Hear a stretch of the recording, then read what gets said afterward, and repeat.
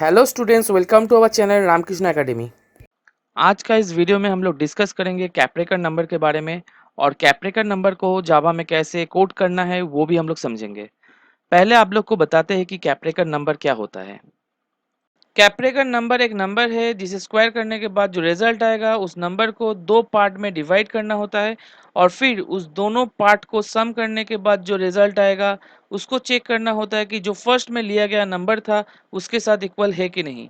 अगर वो इक्वल है तो उसे कैप्रेकर नंबर कहा जाता है। अब इस कैप्रेकर नंबर को एग्जाम्पल के द्वारा समझ लेते हैं जहां तीन नंबर लिया गया है। पहला जो नंबर है 9, 9 को पहले स्क्वायर किया गया है। स्क्वायर करने के बाद जो रिजल्ट आया है 81। इस 81 को दो हिस्सों में डिवाइड किया गया है, 8 एंड 1। इस दोनों को ऐड किया गया है। ऐड करने के बाद जो रिजल्ट आया है 9, जो कि जो गिवन नंबर था उसके साथ इक्वल हो रहा है, तो ये कैप्रेकर नंबर हुआ।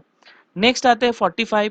45 का स्क्वायर करने से जो नंबर आ रहा है 2025 और इस नंबर को हम लोग दो हिस्सों में डिवाइड किए हैं, जो कि है 20 प्लस 25 और दोनों को ऐड करने के बाद जो रिजल्ट आ रहा है वो भी 45 है, तो ये भी कैप्रेकर नंबर हुआ। नेक्स्ट आते हैं 297, जो कि एक नंबर है और इस नंबर को हम लोग फिर से स्क्वायर करने से जो नंबर मिल रहा है वो है 88209। ये जो नंबर है इसमें जो नंबर का डिजिट्स है वो है 5 डिजिट नंबर। इसको हम लोग इक्वली डिवाइड नहीं कर सकते, तो पहला जो डिजिट आया है वो है 88 और दूसरे में जो आया है 209 और इस दोनों को ऐड करने से जो रिजल्ट आ रहा है वो है 297, तो ये भी कैप्रेकर नंबर हुआ। अब कैप्रेकर नंबर को जावा में कैसे कोड किया गया है थोड़ा देख लेते हैं। जहां पहले ही लाइन में हम लोग import java.util.star util पैकेज को कॉल किया गया है। उसके बाद जो क्लास नेम है कैप्रेकर नंबर दिया गया है। उसके बाद जो है मेन फंक्शन चलाया गया है और ठीक उसके बाद कुछ वेरिएबल डिक्लेयर किया गया है जो कि इंटीजर वेरिएबल है और जो थ्रू आउट द प्रोग्राम कहीं ना कहीं यूज होगा। उसके बाद स्कैनर sc.new scanner system.in ये स्कैनर ऑब्जेक्ट क्रिएट किया गया है।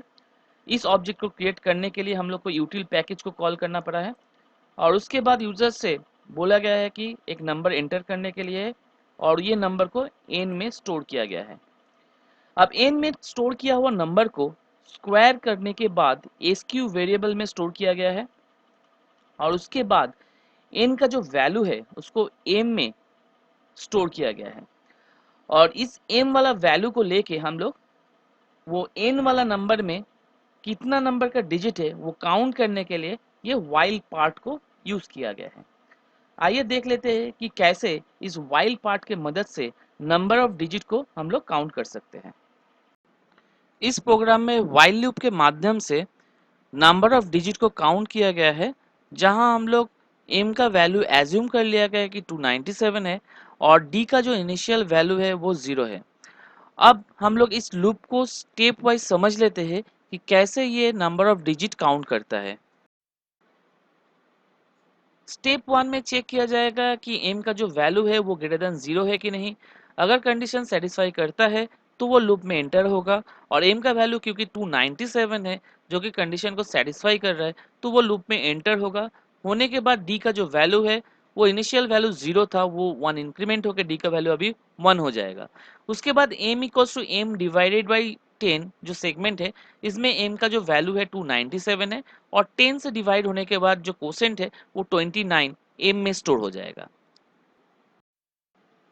अब स्टेप 2 में चेक किया जाएगा एम का वैल्यू ग्रेटर देन 0 है कि नहीं और पिछले बार एम का जो वैल्यू था 297 से चेंज होकर 29 हो चुका था और एम का वैल्यू क्योंकि 29 है जो कि ग्रेटर देन 0 है तो फिर से ये इस लूप में एंटर होगा और डी का वैल्यू प्रीवियसली 1 हो चुका था तो अभी फिर से 1 इंक्रीमेंट होकर डी का वैल्यू 2 हो जाएगा और उसके बाद एम का वैल्यू 29 से 10 डिवाइडेड होने के बाद जो कोसेंट है 2 वो एम में स्टोर हो जाएगा।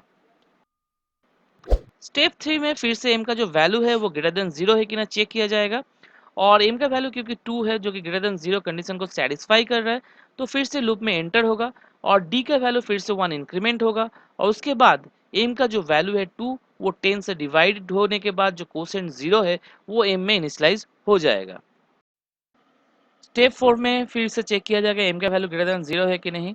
एम का वैल्यू क्योंकि अभी 0 हो चुका है तो ये कंडीशन को सेटिस्फाई नहीं करेगा और ये लूप के अंदर एंटर नहीं करेगा और डी का जो वैल्यू है वो 3 रह जाएगा। इस तरीके से नंबर ऑफ डिजिट को हम लोग जावा में काउंट करेंगे। अब जाके नंबर ऑफ डिजिट क्योंकि काउंट हो चुका है और काउंट किया हुआ डिजिट डी में स्टोर हो चुका है। अब देख लेते हैं कि स्क्वायर किया हुआ वैल्यू को कैसे हम लोग दो हिस्सों में डिवाइड करके स्टोर करेंगे ए और बी में।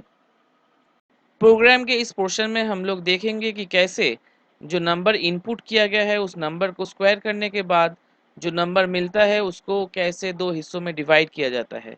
जैसे कि हम लोग एग्जाम्पल में n का वैल्यू 297 लिए है और n में जो वैल्यू है वो 3 डिजिट नंबर है, उसको हम लोग स्टोर की है d में।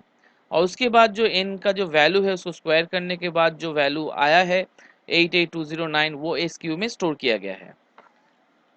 अब हमें ए और बी दो वेरिएबल लिया गया है जिसमें कि स्क्वायर किया हुआ वैल्यू का पहला पार्ट ए में और जो दूसरा पार्ट है वो बी में स्टोर किया जाएगा।